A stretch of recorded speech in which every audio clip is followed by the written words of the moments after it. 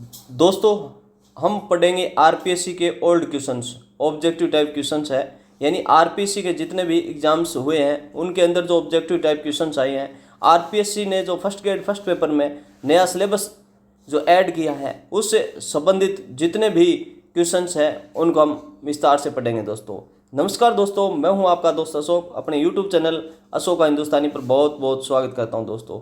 दोस्तों हम पढ़ेंगे आरपीएससी फर्स्ट ग्रेड का फर्स्ट पेपर के जो नया सिलेबस के अकॉर्डिंग जो ऐड टॉपिक है उनके बारे में। और उनमें सबसे हम पहला एक टॉपिक लेते हैं, क्रांतिकारी और राष्ट्रीय नेता। यानी सबसे पहले ये पढ़ेंगे और इनके ऑब्जेक्टिव टाइप क्वेश्चंस आरपीएससी में या कोई दूसरे जो एग्जाम्स है उनके अंदर जो क्वेश्चन पूछे गए हैं उनको मैंने शामिल किया है और साथ में ये भी बताया है कि कौन से एग्जाम के अंदर ये क्वेश्चन आया है। तो बिना कुछ देरी किए शुरुआत करते हैं दोस्तों। क्रांतिकारी और राष्ट्रीय नेता, सबसे पहला टॉपिक है अपना क्रांतिकारी और राष्ट्रीय नेता। और इसमें भी वी.डी. सावरकर और बंकिम चंद्र चटर्जी, जिन पर की विशेष फोकस किया है आरपीएससी ने, अपने को इन्होंने ये बताया है कि इन राष्ट्रीय नेता या क्रांतिकारी नेता है उनसे हम क्वेश्चन करेंगे। तो उसी से संबंधित हम पढ़ते हैं दोस्तों। अब बिल्कुल सिलेबस टू सिलेबस है ना, point two point VD. Savarkar और बंकिम चंद्र चटर्जी के क्वेश्चन हम यहाँ पर शामिल कर रहे हैं दोस्तों।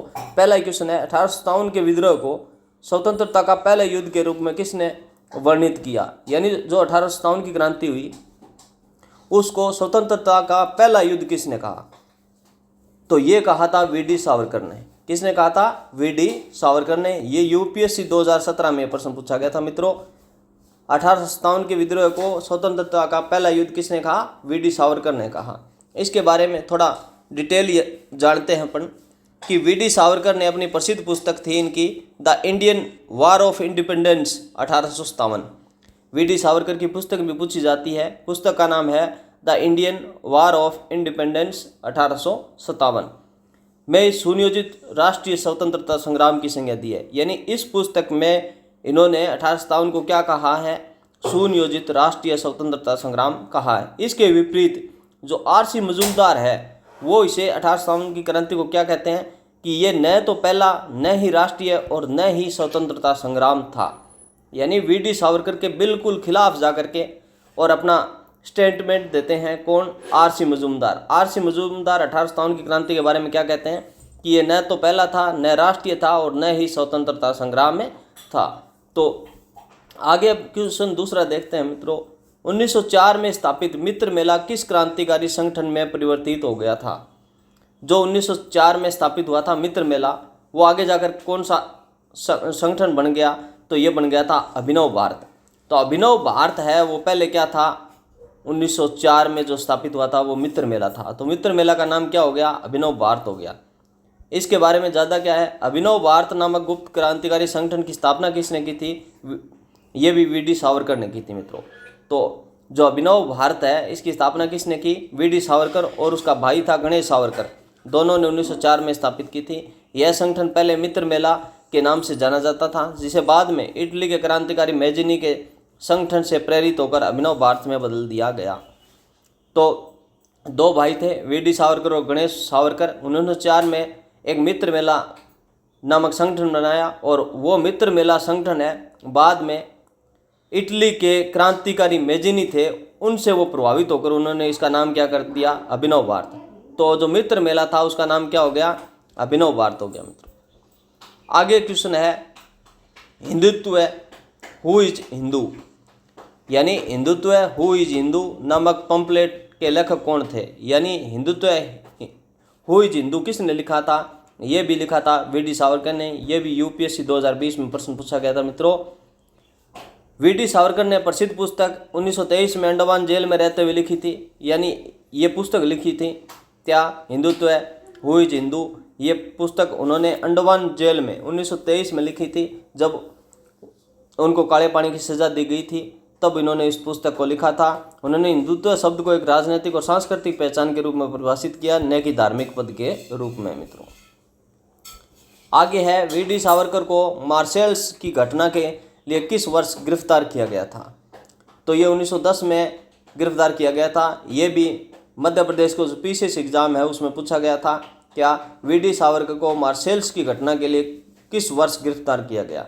तो 1910 में। ये मार्शल्स की घटना क्या है, 1910 में उन्हें लंदन में गिरफ्तार किया गया था। मार्शल्स की घटना था वही जो उन्हें बाहर ले जाया जा रहा था। उन्होंने जहाज से कूदकर फ्रांस के मार्शल तट पर शरण लेने का प्रयास किया था।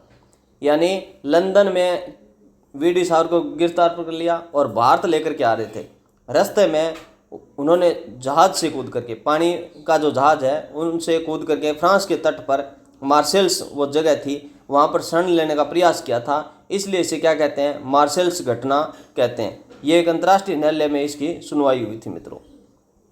आगे है, पोर्ट ब्लेयर के हवाई अड्डे का नाम बदलकर किस नेता के नाम पर रखा गया। जो पोर्ट ब्लेयर है अंडमान निकोबार द्वीप समूह के अंदर, उसका नाम है वो पोर्ट ब्लेयर से बदल करके किसके नाम पर रख दिया, ये भी वीडी सावरकर के नाम से रख दिया, वीर सावरकर अंतर्राष्ट्रीय हवाई अड्डा। जो अंडमान निकोबार द्वीप समूह के अंदर हवाई अड्डा है उसका नाम था पोर्ट ब्लेयर, अब उसका नाम क्या कर दिया, वीर सावरकर अंतर्राष्ट्रीय हवाई अड्डा कर दिया। ये आरपीएससी ने 2020 में प्रश्न पूछा था मित्रों। आगे, ये पोर्ट ब्लेयर हवाई अड्डे का नाम वीर सावरकर अंतर्राष्ट्रीय हवाई अड्डा रखा गया क्योंकि उन्होंने अंग्रेजों द्वारा अंडमान निकोबार जेल समूह काले पानी में 2 बार आजीवन कारावास की सजा सुनाई गई थी। यह हवाई अड्डा उसी सेलुलर जेल के पास स्थित है। यानी वीर सावरकर को काले पानी की सजा दी गई थी सेलुलर जेल, और वो जहाँ पर जो जेल है उसके पास में ही हवाई अड्डा है, इसलिए इसका नाम क्या कर दिया, वीर सावरकर अंतर्राष्ट्रीय हवाई अड्डा कर दिया। आगे है, सभी राजनीति का हिंदूकरण करें और हिंदू धर्म का सैन्यकरण करें, यह प्रसिद्ध नारा किसका था। तो यह भी वीडी सावरकर का नारा था। क्या, यानी राजनीति है उसका तो हिंदूकरण करो और जो हिंदू धर्म है उसका सैन्यकरण करो। यानी हिंदू धर्म को किस में बदल दो, सेना के रूप में बदल दो, यानी उनको सैनिक ट्रेनिंग दो हिंदुओं को। ये नारा किसका था, ये था वीडी सावरकर का, और यह नारा वीर सावरकर ने दिया था। इसका अर्थ है कि राजनीति में राष्ट्रीय हितों को सर्वोपरि रखना चाहिए। वीडी सावरकर का मानना था कि देश ही सर्वोपरि है और क्या होनी चाहिए, ये राष्ट्रवाद की भावना होनी चाहिए। प्रत्येक देशवासी के अंदर क्या होना चाहिए, राष्ट्रवाद, यानी मेरा भारत, यह भावना होनी चाहिए। राष्ट्र की रक्षा के लिए हिंदू समाज को सैन्य शक्ति के रूप में संगठित करना चाहिए। उनकी उग्र राष्ट्रवादी विचारधारा का मूल था, यानी वो क्या थे, उग्र राष्ट्रवादी थे। ये इस नारे से अपने को प्रेरित होता है मित्रों। आगे है, भारत का राष्ट्रीय गीत वंदे मातरम किस उपन्यास से लिया गया है। तो भारत का वंदे मातरम गीत है वो आनंद मठ से लिया गया है। कहाँ से लिया गया मित्रों, आनंद मठ से लिया गया है। तो ये क्या है, राष्ट्रीय गीत वंदे मातरम बंकिम चंद्र चटर्जी के उपन्यास आनंद मठ से लिया गया है।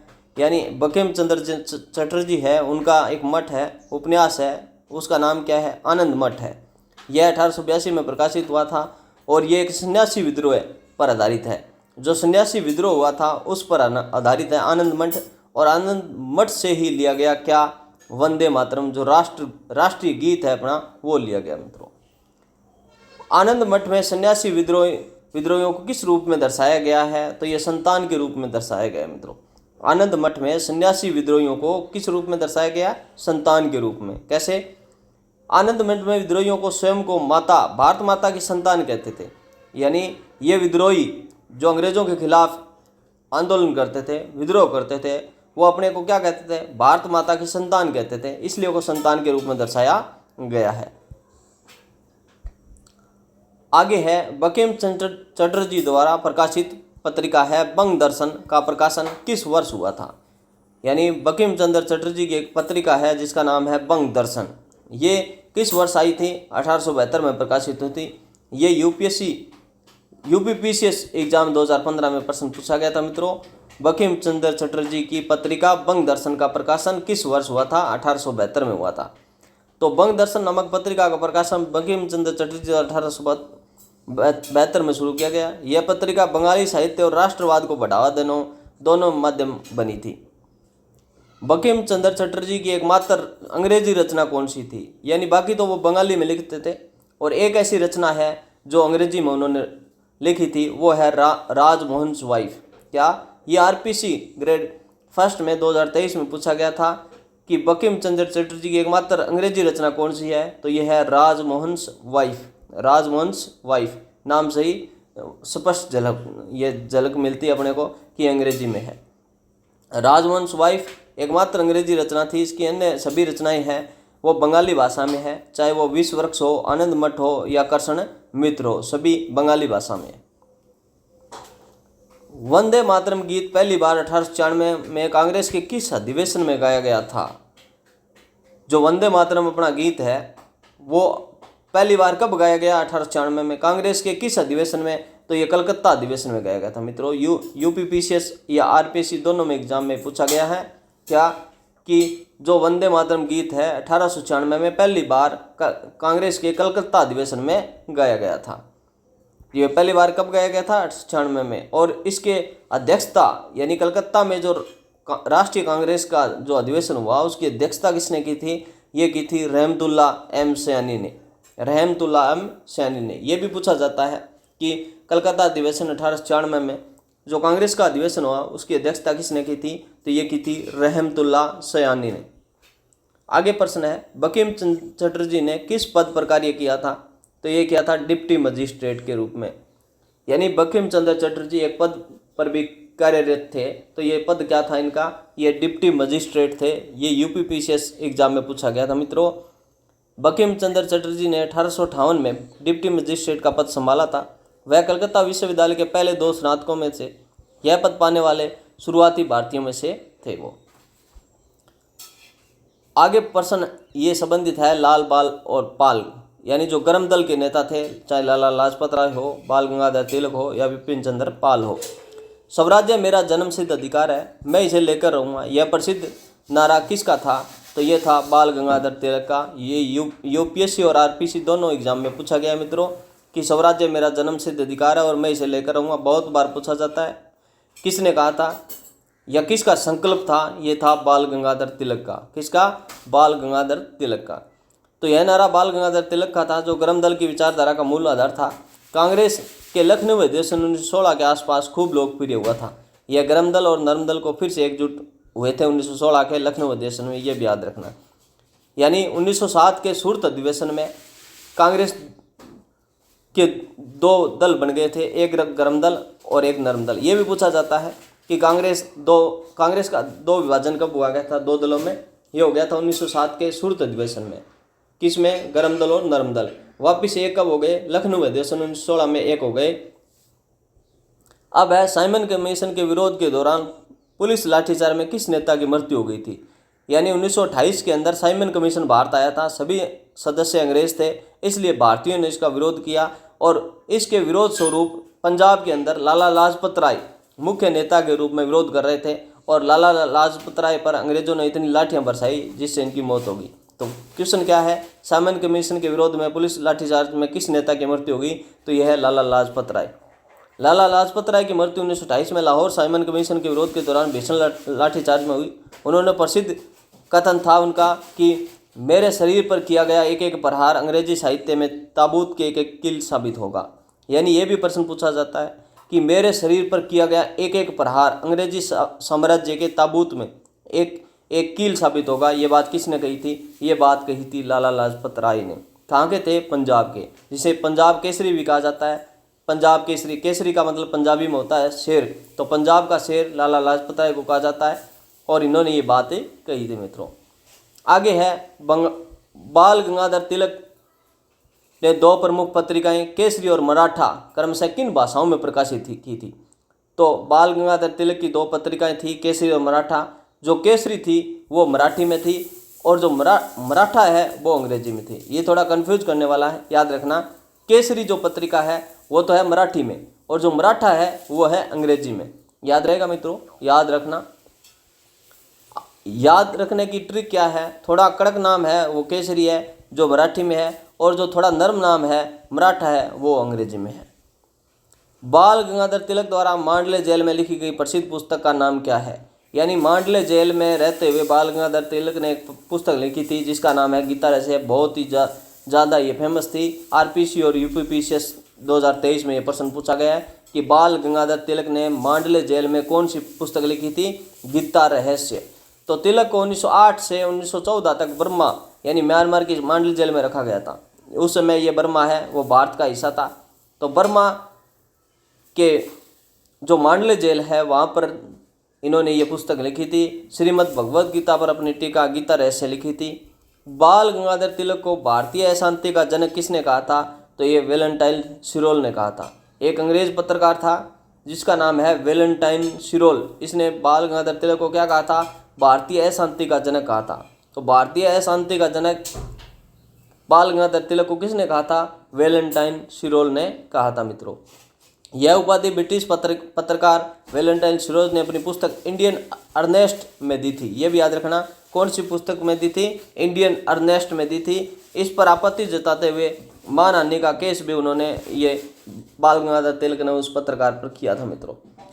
आगे प्रश्न है कि लाला लाजपत राय ने किस देश में Indian home rule league of American की स्थापना की थी? तो यह की थी यूएसए। यानी इंडियन होम रूल लीग कहाँ स्थापित किया था लाला लाजपत राय ने? ये किया था यूएसए में, और वहाँ पर कनाडा में यह संगठन इन्होंने बनाया था। लाला लाजपत राय ने 1907 में न्यूयॉर्क में इस लीग की स्थापना की थी मित्रों, जिसका उद्देश्य भारतीय स्वतंत्रता आंदोलन के समर्थन में अंतर्राष्ट्रीय स्तर पर प्रचार करना था। यानी अंतर्राष्ट्रीय स्तर पर इसका प्रचार करना चाहते थे, तो उन्होंने न्यूयॉर्क यूएसए के अंदर 1907 में किस संगठन की स्थापना की थी? Indian home rule league. Indian home rule league किसका? लाला लाजपत राय का। कहाँ पर? न्यूयॉर्क में। किस नेता को पंजाब केसरी के नाम से जाना जाता है? तो ये लाला लाजपत राय को पंजाब केसरी के नाम से जाना जाता है। केसरी का अर्थ होता है शेर। लाला लाजपत राय पंजाब में निर्भीक और उग्र राष्ट्रवादी नेतृत्व के लिए पंजाब के शेर के रूप में उनको उपाधि मिली हुई थी। मेरे शरीर पर किया गया एक एक प्रहार अंग्रेजी साम्राज्य के ताबूत के एक कील साबित होगा। यह कथन किसका था? यह भी था लाला लाजपत राय का मित्रों। यह कथन लाला लाजपत राय ने साइमन कमीशन के विरोध में लाठीचार्ज के बाद दिया था। उनकी शहादत ने भारतीय क्रांतिकारी गतिविधियों को नई ऊर्जा प्रदान की थी। विपिन चंद्र पाल किस विचारधारा के जनक के रूप में जाने जाते हैं? तो यह क्रांतिकारी या उग्रवादी विचारधारा के रूप में जाने जाते हैं विपिन चंद्र पाल। ये लाल बाल पाल की तेकड़ी का हिस्सा था, जो गर्म दल के नेता थे। गर्म दल की विचारधारा क्रांतिकारी उग्र राष्ट्रवादी थी, जो ब्रिटिश शासन को जड़ से उखाड़ फेंकने के पक्ष में थी। बाल गंगाधर तिलक द्वारा शुरू किया गया गणपति महोत्सव किस वर्ष शुरू हुआ था? ये हुआ था 1893 में। मित्रों याद रखना, बाल गंगाधर तिलक ने गणपति महोत्सव शुरू किया था। तो यह कब किया था? ये किया था 1893 में। तो तिलक ने 1893 में महाराष्ट्र में गणपति महोत्सव और 1895 में शिवाजी महोत्सव शुरू किया था। तो 1893 में तो गणपति महोत्सव और 1895 में शिवाजी महोत्सव शुरू किया। इसका उद्देश्य लोगों को एकजुट करना, धर्म के माध्यम से राष्ट्रीय भावना का संचार करना था मित्रों। बाल गंगाधर तिलक की मृत्यु किस वर्ष हुई थी? तो 1920 के अंदर ये मृत्यु हुई थी बाल गंगाधर तिलक की। तो बाल गंगाधर तिलक की मृत्यु कब हुई? 1920 के अंदर हुई थी मित्रों। व्याख्या क्या है कि तिलक की मृत्यु 1 अगस्त 1920 को हुई। संयोग इसी दिन महात्मा गांधी ने असहयोग आंदोलन शुरू करने की घोषणा की, जिससे आंदोलन को एक भावनात्मक आधार भी मिला। यानी 1 अगस्त 1920 को इनकी मृत्यु हुई और अगस्त 1920 में ही महात्मा गांधी ने असहयोग आंदोलन शुरू किया था। आगे है, स्वदेशी आंदोलन के दौरान लाल बाल पाल की तेकड़ी किस विचारधारा का प्रतिनिधित्व करती है? गर्म दल या उग्र राष्ट्रवादी की। बंगाल विभाजन 1905 के विरोध के स्वरूप स्वदेशी आंदोलन में तेकड़ी गर्म दल विचारधारा रखती थी। ये केवल ब्रिटिश वस्तुओं के बहिष्कार तक सीमित नहीं थी, बल्कि सैकड़ीय विरोध और पूर्ण स्वराज की मांग कर रहे थे, जबकि नरमपंथी यह केवल सुधार चाहते थे। तो आगे क्वेश्चन है वो है आजाद यानी चंद्रशेखर आजाद से संबंधित, भगत सिंह से संबंधित और सुखदेव यानी क्रांतिकारी तरीके संबंधित। तो भगत सिंह, सुखदेव, राजगुरु को लाहौर षड्यंत्र के केस के आरोप में किस वर्ष फांसी की सजा दी गई थी? 1931 में। यानी भगत सिंह, सुखदेव, राजगुरु को लाहौर षड्यंत्र केस के आरोप में किस वर्ष फांसी की सजा हुई? 1931 में। तीनों को फांसी की सजा दी गई। किनको दी गई थी? भगत सिंह, सुखदेव, राजगुरु। भगत सिंह, सुखदेव और राजगुरु को फांसी दी गई थी लाहौर षड्यंत्र केस के लिए 1931 में। तो 23 मार्च 1931 को फांसी दी गई। यह केस सैंडर्स की हत्या से संबंधित था। यानी इन्होंने लाला लाजपत राय पर लाठी बरसाने वाले सैंडर्स की हत्या कर दी थी, जिन्होंने लाला लाजपत राय की मौत का बदला लेने के लिए यह दिन भारत के इतिहास में शहीद के रूप में मनाया जाता है मित्रों। हिंदुस्तान रिपब्लिकन एसोसिएशन का नाम बदलकर HSRA किस नेता की मुख्य भूमिका थी? यह चंद्रशेखर आज़ाद ने इसका नाम बदल दिया था। चंद्रशेखर आज़ाद के नेतृत्व में 1928 में दिल्ली में फिरोजशाह कोटला मैदान में HSRA का नाम बदलकर HSRA यानी हिंदुस्तान सोशलिस्ट रिपब्लिकन एसोसिएशन कर दिया गया, जिसके उनके संगठन में समाजवादी विचारधारा जुड़ गई। सोशलिस्ट या समाजवादी नाम किसने जोड़ा था? ये जोड़ा था चंद्रशेखर आज़ाद ने। याद रहेगा, चंद्रशेखर आज़ाद ने सोशलिस्ट नाम जोड़ा था। अब है इनकलाब जिंदाबाद का नारा किसके द्वारा लिखा गया था, जिसे भगत सिंह ने लोकप्रिय बनाया? तो ये हजरत मोहनी ने लिखा था। इनकलाब जिंदाबाद का नारा फेमस तो किसने किया था? भगत सिंह ने। लिखा किसने था? हजरत मोहनी ने।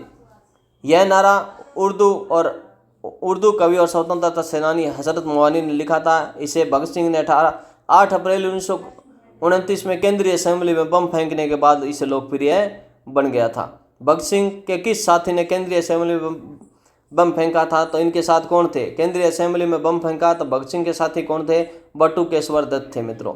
बटुकेश्वर दत्त ने भगत सिंह के साथ मिलकर केंद्रीय असेंबली में बम फेंका, जिसका उद्देश्य किसी को मारना नहीं बल्कि बहरी ब्रिटिश सरकार को आवाज़ को सुनाना था। उन्होंने पर्चे में ये बात लिखी थी। सैंडर्स हत्याकांड में भगत सिंह के साथ कौन शामिल था? तो ये सैंडर्स की हत्या के समय राजगुरु और चंद्रशेखर आज़ाद भी इनके साथ शामिल थे भाई। सैंडर्स की हत्या के समय राजगुरु और चंद्रशेखर आज़ाद। सैंडर्स की हत्या 1928 में लाहौर में भगत सिंह, राजगुरु और चंद्रशेखर आज़ाद शामिल थे। यह लाला लाजपत राय की मौत का बदला लेने के लिए की गई थी। किस क्रांतिकारी को भगत सिंह का चाणक्य कहा जाता है? तो सुखदेव को भगत सिंह का चाणक्य कहा जाता है। भगत सिंह का राजनीतिक गुरु। सुखदेव को संगठन और रणनीतिकार के तौर पर उनकी महत्वपूर्ण भूमिका के कारण भगत सिंह का चाणक्य कहा जाता है। यह क्रांतिकारी आंदोलन के लिए पर्दे के पीछे योजना बनाते थे। कौन? सुखदेव। तो मित्रों, अभी आज का टॉपिक हम यहीं पर समाप्त करते हैं। ये जो और क्वेश्चन इस टॉपिक से रिलेटेड रह गए हैं वो नेक्स्ट वीडियो में पढ़ेंगे। दोस्तों, यदि आपको कोई सुझाव देना हो तो आप बिल्कुल कमेंट करना, और यदि आपको मेरा पढ़ाया गया ये जो मैटर है, ये जो क्वेश्चंस है, यदि आपको पसंद आते हैं तो प्लीज़ दोस्तों इस चैनल को सब्सक्राइब करो और लाइक करो और अपने दोस्तों के साथ शेयर करो। ओके, थैंक यू दोस्तों।